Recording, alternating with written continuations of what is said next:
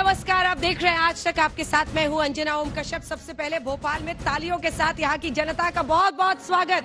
तमाम लोग आज यहाँ पर पहुंचे हुए। देखिए, राजा भोज का बसाया हुआ ये प्राचीन शहर, यहाँ पर जब जब चर्चा होती है तो झीलों की चर्चा, क्योंकि वहां से एकदम बहुत ठंडी हवा निकलती है। लेकिन सियासी तासीर भोपाल की कुछ ऐसी रही है कि 1989 के बाद यहाँ पर सिर्फ और सिर्फ बीजेपी ही जीतती आई है। 84 के भोपाल गैस ट्रेजेडी के बाद कांग्रेस यहाँ पर अपनी जगह नहीं बना पाई है।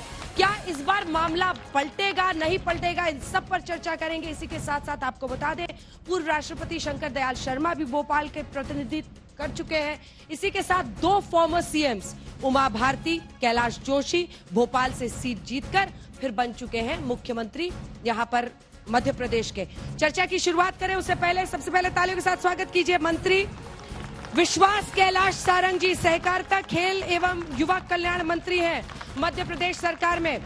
अभय दुबे जी, प्रखर राष्ट्रीय प्रवक्ता कांग्रेस पार्टी के, तालियों के साथ उनका स्वागत कीजिए।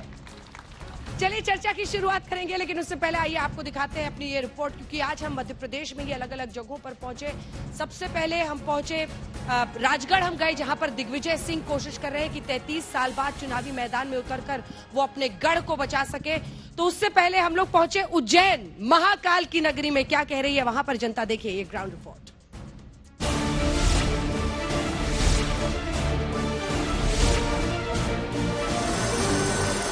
तो आइए रवाना होते हैं मध्य प्रदेश में। इंदौर से हम आगे बढ़ रहे हैं महाकाल की धरती उज्जैन के लिए। मध्य प्रदेश में अब राजा विक्रमादित्य की नगरी शिप्रा नदी के तट पर बसे उज्जैन में आपका स्वागत है।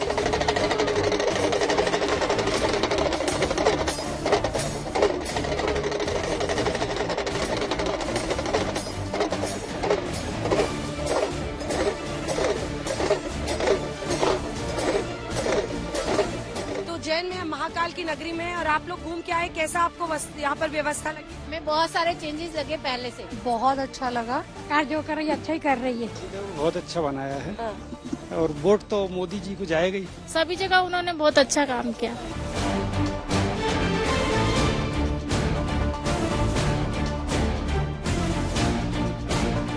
देश के हित में होगा वो मुझे मंजूर होगा। उज्जैन हमारे देश का भाग्य विधाता बनेगा, ये निश्चित है। एमपी से कितने? 29 कमल के फूल मोदी जी को भेंट करने वाले डॉक्टर मोहन यादव जी के नेतृत्व में। उज्जैन का पूरा व्यापार व्यवसाय चौपट है। भगवान महाकाल की ये धर्म धरा है और ये विधर्मी मारे जाएंगे। महाकाल में पैसे लेके दर्शन कराते, युवाओं को रोजगार दे रहे। ऐसा लगता है इंफ्रास्ट्रक्चर सुधरना चाहिए और करप्शन खत्म होना चाहिए। हर जगह आजकल पैसों से ही काम होता है। पैर धर्मद्रोहियों के आज कपने लगे, तुष्टिकरणों की राह में बिछाए फूल सदा, त्रिपुंड लगा के वे भी आज छपने लगे। देश के जितने दुश्मन हैं वो पाकिस्तान में भी घबरा रहे हैं। अब यहाँ से सीधे राजगढ़ के लिए रवाना होंगे, वहाँ की जनता से उनकी राय जानेंगे।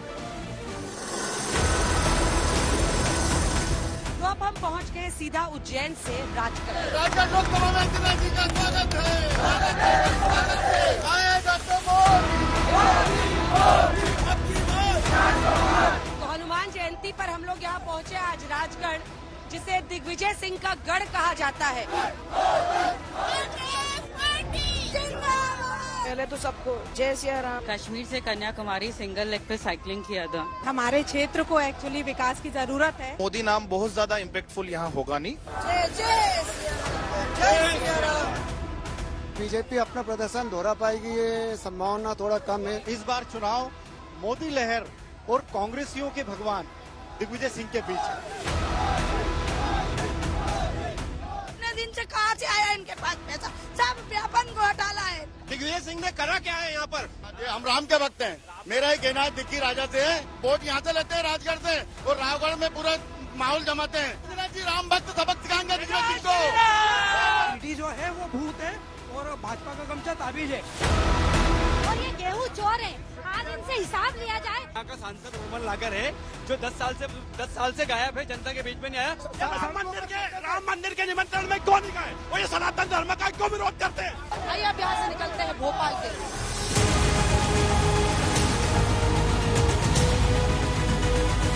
अब बारी भोपाल की है।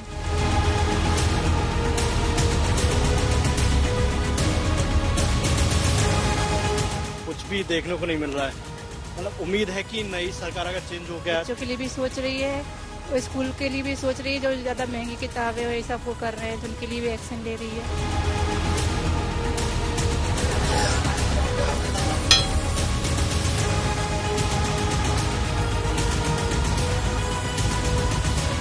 तो ठीक लग रहा है मुझे। और आप बताइए मैम, आप क्या सोचती हैं? मैं भी यही सोचती हूँ कि तरक्की उन्नति हो, देश का विकास हो, उसको ही मतलब वो बढ़ाया जाए। और मोदी जी का काम बहुत अच्छा है, मुझे अच्छा लगा, पसंद है। अच्छा कर रहे हैं देश के लिए, अच्छा लगता है। बिल्कुल बेस्ट। सवालों की शुरुआत करते हैं। मंत्री जी, पहला सवाल आप ही से। कह रहे हैं आप लोगों ने पिछली बार बड़ी अच्छी झोली भरी थी मध्य प्रदेश से प्रधानमंत्री नरेंद्र मोदी की, लेकिन क्या इस बार कड़ी चुनौती है? छिंदवाड़ा पहले मुश्किल हुआ करता था, अब दिग्विजय सिंह भी राजगढ़ में उतर गए हैं। कह रहे हैं कुछ सीटें फंस गई हैं बीजेपी के लिए। जवाब दीजिए। अंजना जी, पहले झोली में 28 कमल आए थे, इस बार 29 के 29 आएंगे। मध्य प्रदेश में भारतीय जनता पार्टी पूरी 29 सीटें जीतेगी और केवल मध्य प्रदेश ही नहीं, पूरे देश में मोदी की गारंटी है, मोदी की गारंटी की स्वीकारोक्ति है, पूरे देश में मोदी की लहर है, वेव है और हम देश में भी प्रचंड बहुमत के साथ भाजपा की सरकार बनाएंगे। नरेंद्र मोदी जी तीसरी बार प्रधानमंत्री बनेंगे। एक छोटा सा कमेंट और आपसे। 102 सीटों पर पहले दौर की वोटिंग के बाद ये जो आप लोग पाकिस्तान पहुंच गए हैं, मंगलसूत्र पर पहुंच गए हैं, मुस्लिम पर पहुंच गए, वो कह रहे हैं डर गई है बीजेपी, इसीलिए ये सब कर रही है कांग्रेस के मैनिफेस्टो के बहाने। ये तो मीडिया का परसेप्शन हो सकता है और फेस सेविंग के लिए कांग्रेस का बयान हो सकता है। भारतीय जनता पार्टी ना डरी है और ना सहमी है। हम जिन मुद्दों को लेकर पहले दिन से चुनाव में थे, वही मुद्दे आज भी हैं। हमने हमारे 2024 के संकल्प पत्र मोदी की गारंटी में कहा था कि मोदी की गारंटी है नारी सशक्तिकरण की, मोदी की गारंटी है गरीब के कल्याण की, मोदी की गारंटी है शहर के विकास की, मोदी की गारंटी है गांव के विकास की, मोदी की गारंटी है मध्यम वर्ग के उन्नयन की, मोदी की गारंटी है युवा को रोजगार देने की, मोदी की गारंटी है श्रमिक की को सही स्थान देने की, ड्राइवर्स को से लेकर और इस देश में रहने वाले हर वर्ग के कल्याण की, विश्व बंधु के रूप में भारत को स्थापित करने की। वो मुद्दे आज भी हैं और वो मुद्दे चुनाव में हैं। उन मुद्दों को लेकर हम चुनाव में जा रहे हैं। ये तो जबरदस्ती का परसेप्शन बनाया जा रहा है। 102 सीटों में भी अंजना जी हम बहुत अच्छे से जीतने वाले हैं। अभय दुबे जी, जवाब दीजिए, मोर्चा संभालिए। मंत्री जी कह रहे पिछले बार 28 कमल दिए थे, इस बार 29 देंगे। आप सोचिए ना, यही सीट देख लीजिए सर। 84 के भोपाल गैस ट्रेजेडी के बाद कांग्रेस यहाँ वापसी कर ही नहीं पाई। राजगढ़ ही लीजिए, 33 साल बाद दिग्विजय सिंह इसलिए उतरे क्योंकि 14-19 में उन्हीं के गढ़ में बीजेपी ने सेंध लगा दी। सीट दर सीट बीजेपी का वर्चस्व यहाँ पर बोलता है। 6 दशक तक कांग्रेस पार्टी पूर्व से पश्चिम तक, उत्तर से दक्षिण तक रही है। प्रधानमंत्री जी को 28 सीटें दी, मगर एक बार सवाल पूछिए मंत्री महोदय से कि प्रधानमंत्री जी ने मध्य प्रदेश को क्या दिया, प्रधानमंत्री जी ने देश को क्या दिया। आज हनुमान जयंती है, सभी लोगों को शुभकामनाएं देता हूं। और मेरे युग के हनुमानों, बोलो तो किस दिन की खातिर मौन लिए बैठे हो। लुट रहा देश, घुट रहा सभी का दम है, तुम दम साधे क्यों होठ सिए बैठे हो। तुम राम भक्त पर राम कहां भाजपा में, तुम हो जो रावण के अनुयायी बन बैठे। तुम राम लखन से पीट किए बैठे हो। गर्जना करो, हुंकार करो, अपने पौरुष की प्रत्यंचा टंकारो। ओ मेरे युग के हनुमानों, ओ भारतीय जनता पार्टी के हनुमानों, पूछिए तो सही एक बार भारतीय जनता पार्टी की सरकार से। प्रधानमंत्री जी सच मानिए, आपके आने के बाद 2014 के बाद, एक सेकंड आपको टोकूं, एक सेकंड। आपने कविता तो बड़ी अच्छी सुनाई, लेकिन आप कह रहे हैं बीजेपी के हनुमानों, तो आप जनता को पहले से इनके हनुमान बता दे रहे हैं।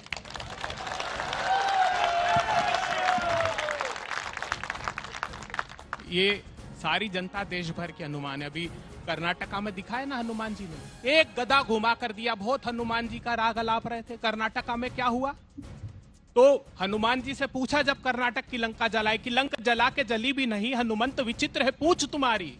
बोले कपि ही है राघव आगे, हनुमान जी ने कहा हृदय में राघव है। बोले कपि ही है राघव आगे, पीछे है पूछ रहस्य है भारी। वानर को भला पूछता कौन, श्री राम के पीछे है पूछ हमारी। तो मर्यादा पुरुषोत्तम राम के नाम पर सिर्फ सत्ता की भूख मिटा रहे हैं। अंजना जी, मैं बड़ा व्यथित था 2014 के बाद, ये जो भारतवर्ष का उदय है ना, उसके पहले दाल और तेल, आप कल्पना कीजिए 60 रुपए मात्र की दाल और 70 रुपए के तेल में बगार लगाकर 400 रुपए के गैस के सिलेंडर पर बगार लगाना पड़ता था। कोई सेहत बनती क्या? प्रधानमंत्री जी ने हमारी सेहत का ध्यान रखा। 1000 रुपए के पार गैस का सिलेंडर, कहा देश के नागरिकों सेहत बनाइए, 200 रुपए की दाल खाइए और 200 रुपए के तेल में बघार लगाइए। प्रधानमंत्री जी जब आए यहां तो लोगों ने कहा प्रधानमंत्री जी अंतर्राष्ट्रीय स्तर पर भारत की ख्याति खराब हो रही है, भ्रष्टाचार में भारत पूरे देश में कह रही, ट्रांसपेरेंसी इंटरनेशनल बढ़ गया। प्रधानमंत्री जी ने कहा रुक जाइए, समाधान निकालता हूं। उन्होंने बुलाया विजय माल्या, नीरव मोदी, मेहुल चोकसी, संदेशरा बंधु, सारों को एक के बाद एक सत्ता की सरपरस्ती में बाहर भेज कौन सी फिर बाद में एक बार फिर अवसर आया, फिर ट्रांसपेरेंसी इंटरनेशनल रिपोर्ट रटाई, तो प्रधानमंत्री जी ने क्या उपाय निकाला? उसका कोई प्रधानमंत्री जी ने उपाय निकाला कि अब सारे भ्रष्टाचारियों को भारतीय जनता पार्टी में शामिल कर लूंगा और एक के बाद आप लोग अब ठीक है, हाथ उठाइए, कौन कौन सवाल पूछना चाहता है? जल्दी जल्दी आइए, जल्दी आइए, जल्दी आइए। ये अच्छा, दोनों एमपी वाले हैं तो आपस में भिड़ेंगे। मेरा अभय जी से सवाल है कि राम मंदिर बना तो ये आप खुश हैं कि नहीं खुश हैं? अगर खुश हैं तो निमंत्रण क्यों ठुकराया और नहीं खुश है तो जवाब दें। देखिए बहुत अच्छा साधुवाद देता हूं मैं आपको। हमारे शंकराचार्य जी जो चारों पीठ के शंकराचार्य के व्यथित थे, प्रधानमंत्री जी से आग्रह कर रहे थे प्रधानमंत्री जी पौष के मास में आप मुहूर्त मत निकालिए मंदिर के उद्घाटन का। जानते क्या हुआ था? राजा दशरथ गए एक बार गुरु वशिष्ठ के पास, जिस कुल का मैं हूं, मर्यादा पुरुषोत्तम राम के कुलगुरु थे, उनसे कहा कि राम के हमको राज्याभिषेक करना है, मुहूर्त निकालिए। तो उन्होंने कहा बेगु विलंब न करिए, रब साजिए सबुई समाजू, सुदिन सुमंगल तभी जब राम होए जुबराजू। क्या हुआ अगले दिन? तापस बेस विशेष उदासी, 14 बरस भय वनवासी। 14 वर्ष का वनवास हुआ, मुहूर्त नहीं माना तो फिर उन्होंने कहा कि शिखर पूरा हो जाने दीजिए प्रधानमंत्री जी, हमारी सनातन धर्म की मान्यता है। क्या जवाब दिया जानते हैं आप? आजाद भारत के इतिहास में, आजाद नहीं सनातन के इतिहास में। बच्चे ने तो बस पूछा था कि अभय दुबे जी के दिल में क्या है। सीधे सीधे जवाब मैं एक लाइन में आप जवाब दीजिए, इतना घुमा फिरा के जवाब नहीं होता है। एक जवाब दीजिए एक लाइन में। आप खुश हैं कि नहीं, बस इतना पूछ रहा है। बट खुश, एक 10 सेकंड सिर्फ दीजिए, मैं प्रसन्न हूँ, हृदय से प्रसन्न। लंबा जवाब हो रहा है ना सर, उनको मौका नहीं मिल रहा है। इसके बाद हम तो पहले दिन से कह रहे थे मर्यादा पुरुषोत्तम राम के प्रशस्त मार्ग पर चलेंगे, जो न्यायालय निर्णय देगी, क्योंकि हमारे संविधान में मर्यादा पुरुषोत्तम राम का चित्र है। भारतीय जनता पार्टी ने कहा, अटल जी का भाषण सुनिए, अडवाणी जी का, उन्होंने कहा कोई न्यायालय मेरी आस्था का फैसला नहीं देती, सत्ता दीजिए मंदिर दे दूंगा। जब सत्ता आई तो मैंने कहा गठबंधन की मजबूरियां हैं। जब पूर्ण अभय दुबे जी कह रहे हैं कि वो बहुत खुश है राम मंदिर बनने से, यही कह रहे हैं ना? और कौन भारतवंशी खुश नहीं होगा? बस पूछ रहे हैं। ठीक है, आपको जवाब मिल गया। अब अगले सवाल पर। आपने सनातन का उदाहरण दिया, आपके साथ जो इंडी अलायंस में पार्टी है, उदयनिधि स्टालिन जी की मैं बात कर रहा हूं, इसी सनातन धर्म को उन्होंने डेंगू का उदाहरण दिया था। तो इस पर आपका क्या विचार है और इस पर आप क्या कहना चाहते हैं? आपने सनातन किसी को कांग्रेस से भी सवाल पूछना है? सारे बीजेपी से ही पूछेंगे आज। कांग्रेस से, बीजेपी से भी पूछना है किसी को, जवाब दीजिए।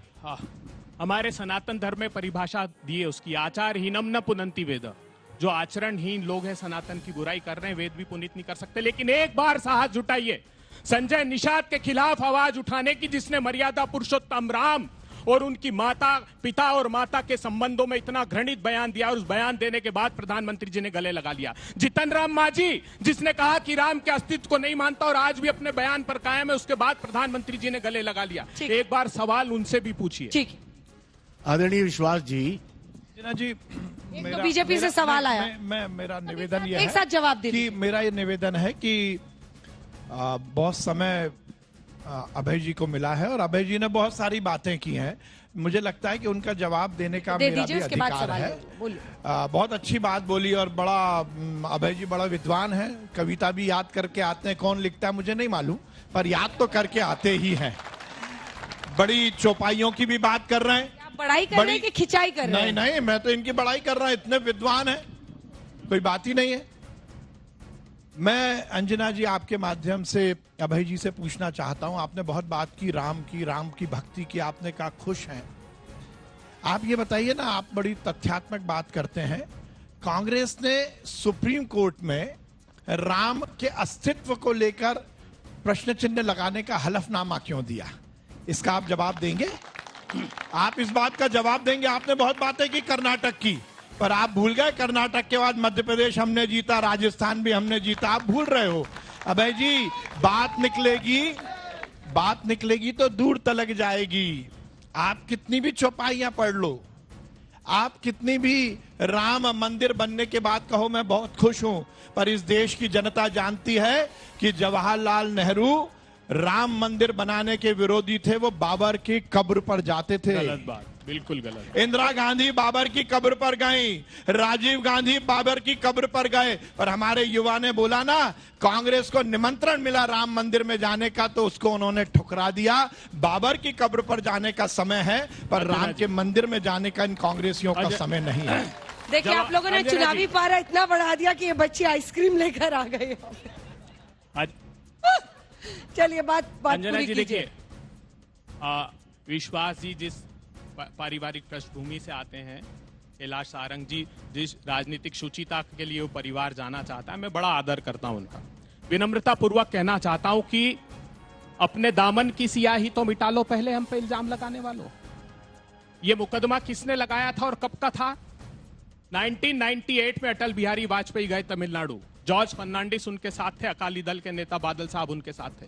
उन्होंने भाषण दिया कि अन्नादुराई का स्वप्न साकार करने आया हूं, सेतु समुद्रम परियोजना को लागू करूंगा, और वही 11 नंबर का अलाइनमेंट जिस पर राम सेतु है उसको तोड़ने का संकल्प लिया। 2000-2001 के भाषण में देख लीजिए, बजटरी प्रोविजन किया जब बहुत ही शानदार मामला है जी। मंत्री थे। सुन लीजिए, ये भी पता लग गया कि कांग्रेसियों को, कांग्रेसी प्रवक्ताओं को झूठ बोलने की भी ट्रेनिंग दी जाती है। अरे राम मंदिर, राम सेतु तोड़ने का, राम सेतु तोड़ने का षड्यंत्र केवल और केवल सोनिया गांधी ने किया था।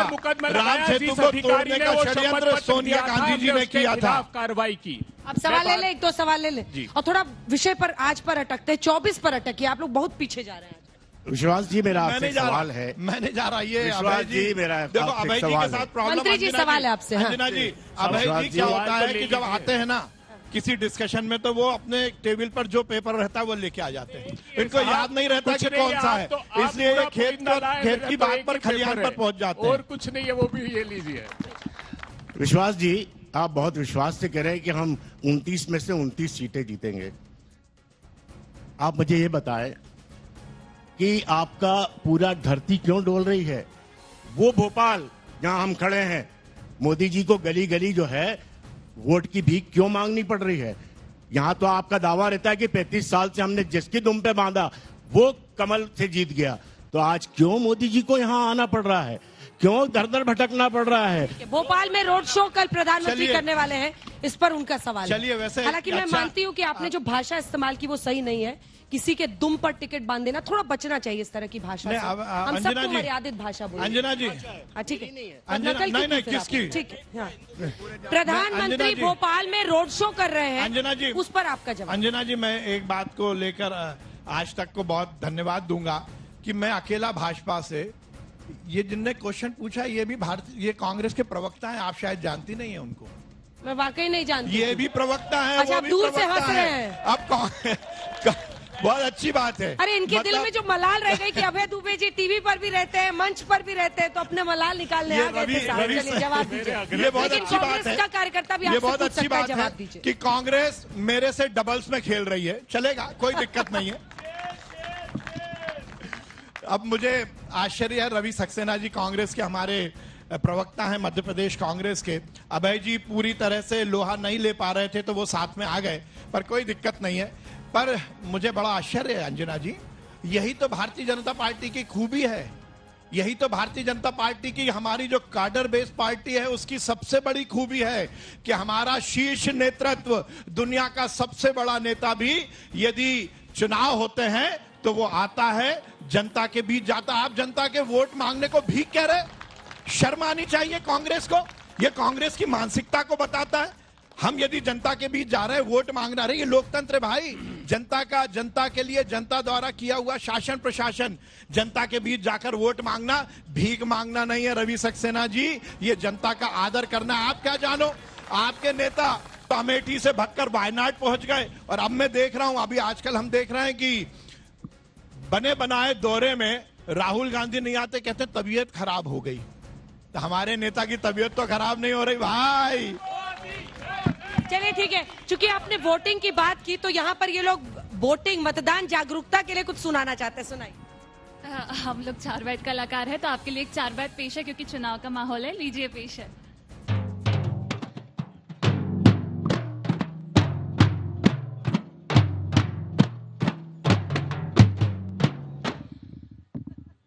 भारत में चुनावों की लहर आई हुई है, आरे भारत में चुनावों की लहर आई हुई है, भारत में चुनाव की लहर आई हुई है, नेताओं में वोटों की जंग छाई हुई है, आरे भारत में चुनावों की लहर आई। सब वोट करने जरूर जाइए, जब जब आपके क्षेत्र में चुनाव हो जरूर वोट करने चाहिए। कुछ लड़कियां सवाल पूछेंगी, औरतें जो इधर बैठी हैं लड़कियां, कोई तो हाथ उठाइए। भोपाल में सबसे मैम मैं विश्वास सारंग जी से पूछना चाहता हूँ, उन्होंने अपने नरेले में तो खैर बहुत काम किया है, उसकी तो बहुत ही तारीफ, जितनी तारीफ की जाए उतना ही कम है, मगर हमारे आप बीजेपी वाले तो नहीं है? बीजेपी वाले मैं आम नागरिक हूँ। और प्रधानमंत्री जो मुसलमानों के बारे में ऐसे बोलते हैं कि सारे जो है घुसपैठिए हैं, ये उनका बोलना है, प्रधानमंत्री के मुँह से नहीं मैं मतलब वो चाहता हूँ, मतलब ऐसा क्यों बोलते हैं वो? ठीक है, जवाब दीजिए। देखिए मैं आपको पूरी शिद्दत से और ईमानदारी से कहना चाहता हूं कि नरेंद्र मोदी जी की सरकार का जो मूल मंत्र है ना, वो है सबका साथ, सबका विकास, सबका प्रयास और सबका विश्वास।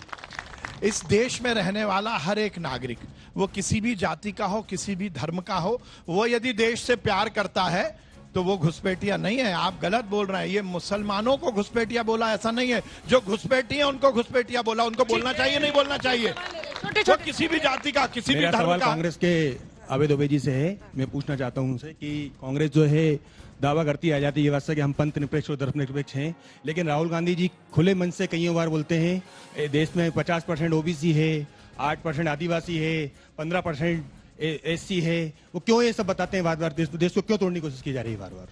ये तोड़ने 2 लाइन का जवाब। ये तोड़ने के लिए अंतिम पंक्ति में खड़े हुए लोगों को न्याय का सवाल है, इसलिए राहुल गांधी जी ने कहा है हम जातिगत जनगणना कराएंगे। ये राहुल गांधी जी ने बोला है और आपकी कांग्रेस पार्टी ने बोला है कि देश के संसाधनों में सबसे पहला हक मुसलमानों का है, जहां 85% आज हिंदू सनातनी या और अन्य धर्म के रहते हैं, एक ही धर्म के लेकर चलते हैं। और मैं आपसे पूछना चाहता हूं कि जब 1990-91 में कश्मीर में के पंडितों को भगाया जाता है, 5 लाख पंडितों को बाहर कर दिया है, उनकी महिलाओं को वहां पर रख लिया, उनकी मंगलसूत्र छीन लिए, उनकी जमीन छीन ली, आज तक कांग्रेस राहुल गांधी उस पर क्यों नहीं बोलते हैं? और जब आप देखते थे हमेशा जब कांग्रेस सरकार होती थी हर जगह। मनमोहन सिंह जी के बयान पर देखिए उनका जो सवाल है, उसका जवाब दीजिए पहले। अंजना जी 2 हिस्सों में मैं छोटा बिल्कुल छोटा सा जवाब दूंगा। कांग्रेस पार्टी और मनमोहन सिंह जी की सरकार ने 15 करोड़ किसानों को जमीन का अधिकार दिया, जिसमें 90% हिंदू थे। कांग्रेस पार्टी और कांग्रेस पार्टी की सरकार ने 14 करोड़ मनरेगा के तहत काम चाहने वालों को अधिकार दिया, जिसमें 90% हिंदू थे। कांग्रेस पार्टी ने शिक्षा का अधिकार करोड़ों बच्चों को दिया, जिसमें 90% हिंदू समाज के लोग थे। कांग्रेस पार्टी ने 86 करोड़ लोगों को भोजन का अधिकार दिया था खाद्य सुरक्षा कानून के तहत, जिसमें 90% थे। दूसरी बात मैं आखिरी बहुत जरूरी 1 मिनट ये सवाल का जवाब देना चाहिए। जब 90 दुबे जी कश्मीर की बात चल रही है, आप पूरे ऑल ओवर उसकी दोनों पर जब 2 लाइन का जवाब जल्दी से मनमोहन सिंह पे आइए ना, मनमोहन सिंह जी के बयान पर 1 सेकंड प्लीज। कश्मीर पर जवाब देश को सुनना चाहिए। 1990 में भारतीय जनता पार्टी के समर्थन की केंद्र में सरकार थी, जब पंडितों को वहां से हटाया गया। मैं पूछना चाहता हूं, जब नदी मार्ग का हमला हुआ, जब किसकी सरकार थी? भारतीय जनता पार्टी की। पूरे गांव को झाड़ के नीचे बिठाकर काट दिया गया। सिंहपोरा का हमला हुआ, जब सिखों को काट दिया गया, जब भारतीय जनता पार्टी की सरकार थी। आज रजनी बाला को, राहुल भट्ट को, माखनलाल बिंद्रू जो 90 के दशक में भी घाटी छोड़कर नहीं गए, टारगेटेड किलिंग हो रही, प्रधानमंत्री एक शब्द नहीं बोलते। और सैफुल्लाह फारूक, ये बात देश को मनमोहन सिंह जी के बयान पे आए नहीं अभय जी। सैफुल्लाह फारूक अरे आइसक्रीम पूरा पिघल गया, सवाल पूछना चाह रही है। रुकिए जिसको भारतीय जनता पार्टी ने टिकट दिया। एक सेकंड प्रश्न भी मेरा आइसक्रीम से ही जुड़ा हुआ है। को भारतीय जनता पार्टी ने टिकट दिया। तालिब हुसैन, अरे सुनिए सर, जनता की भी सुनिए। जो भारतीय जनता पार्टी प्रभु इधर हाँ। एक्सक्यूज मी सर, मेरा नाम अभिलाषा है और इससे पहले मैं बता दूं कि मेरी तबीयत हल्की सी खराब थी, तो मेरी मित्र जो है गर्मी में मेरे लिए आइसक्रीम लेकर आई। तो मेरा प्रश्न ये है कि जब मैं 20 साल की हूँ और मेरी मित्र तबीयत खराब होने पर मेरे लिए आइसक्रीम लेकर आ रही हैं, तो आपके मित्र ऐसे क्यों हैं कि आपकी तबीयत खराब होने पर आपका साथ छोड़कर चले जा रहे, या फिर दूसरे या फिर या फिर दूसरे दल के पास ज्यादा महंगी आइसक्रीम है या ज्यादा अच्छा फ्लेवर है कि ईडी के केस वाले नेता भी उनके पास चले जा रहे हैं। तुम्हारा नाम क्या अभिलाषा? पढ़ती क्या हो? जर्नलिज्म। क्या बात है अंजना जी, भाई आइसक्रीम पर सवाल है, सही सही जवाब दीजिएगा। बल्कि मैं तो पीछे देख रही थी, दोनों बात कर रहे थे, मुझे लगा अब अभय दुबे जी ना कल से बीजेपी के प्रवक्ता बन जाए। हमारी बिटिया का आइसक्रीम पिघले, उसका स्वाद न बिगड़ जाए, इसलिए मैं बताता हूँ। अजीत पवार, यही मध्य प्रदेश में प्रधानमंत्री जी ने आरोप लगाया था 70,000 करोड़ रुपए का घोटाले का आरोपी। जुलाई 21 में उसके खिलाफ ईडी ने प्रेस नोट जारी किया। आज उसका और उसकी वाइफ सुनेत्रा पवार का नाम हटा दिया। मेरा निवेदन है तुरंत बस खत्म कीजिए। देखिए, मैं भी गाड़ी से ही आया हूँ, मुझे भी उतना ही समय। सारे सवाल ज्यादा उनको हो रहे हैं, मैं क्या करूँ? अब जल्दी से आप इसका जवाब दे दीजिए। एक हिंट तो दे देते कि छिंदवाड़ा इस बार कैसे जीत रहे हैं। हमने सुना था पहले बहुत अंदर खाने आप लोगों की चर्चा चल रही थी, कमलनाथ जी से फिर बात बनी नहीं। मैं निवेदन कर रहा हूँ, आइसक्रीम का वो फ्लेवर आया नहीं।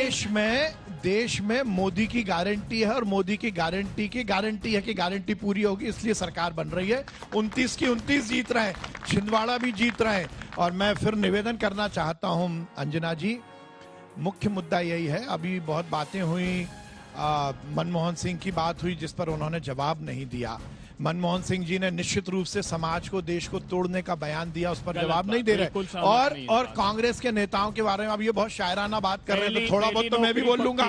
मैं भी बोलूँ ना, एक आध शेर तो मैं भी, एक आध शेर तो मुझे भी बोल लें तो भाई। बोलिए। कांग्रेस के नेताओं के बारे में किसी ने लिखा, ये बहुत डींगे हक रहे हैं ना, हमने ये किया, हमने वो किया। तो कौम के गम में डिनर खाते थे हुक्काम के साथ, कौम के गम में डिनर खाते थे हुक्काम के साथ, रंज लीडर को बहुत था मगर आराम के साथ। तो ऐसी कांग्रेस की सरकारें थी। ठीक है। इस देश में मोदी ने आकर विकास और कल्याण की राजनीति को आगे बढ़ाया है, इसलिए हम जीत रहे हैं। और मैं फिर कहना चाहता हूं अंजना जी, मैं निवेदन करना चाहता हूं और इस सदन में ये एक खुला प्रश्न छोड़ के जा रहा हूं। ये कांग्रेस और बीजेपी की बात नहीं है, मैं भाजपा के कार्यकर्ता के नाते नहीं बोल रहा, पर मैं ये कहना चाहता हूं कि लोकतंत्र में ये चुनाव पूरी दुनिया को संदेश देने वाला चुनाव है कि सकारात्मकता के साथ कैसे चुनाव होता है। कोई नेता यदि ईमानदारी से काम करता है तो वो केवल प्रधानमंत्री की कुर्सी पर राज नहीं करता, जनता के दिलों में राज करता है। चलिए, इसी के साथ तालियों के साथ बहुत बहुत धन्यवाद आप लोगों का। भोपाल के तमाम लोग आए। एक बार फिर से आपको बता दें, आज का लकी नंबर है 23। रोज का लकी नंबर आप नोट करें। आप में से 5 लोग हमारे साथ इस चॉपर पर लोकसभा सीट में कवरेज के लिए पहुंचेंगे। आज का लकी नंबर है 23। एक बार फिर आपको याद दिला दें, कल हम पहुंच रहे हैं सबसे पहले विदिशा, जहां से शिवराज सिंह चौहान इस बार अपनी किस्मत आजमा रहे हैं, और फिर कल शाम में हम होंगे गुना में।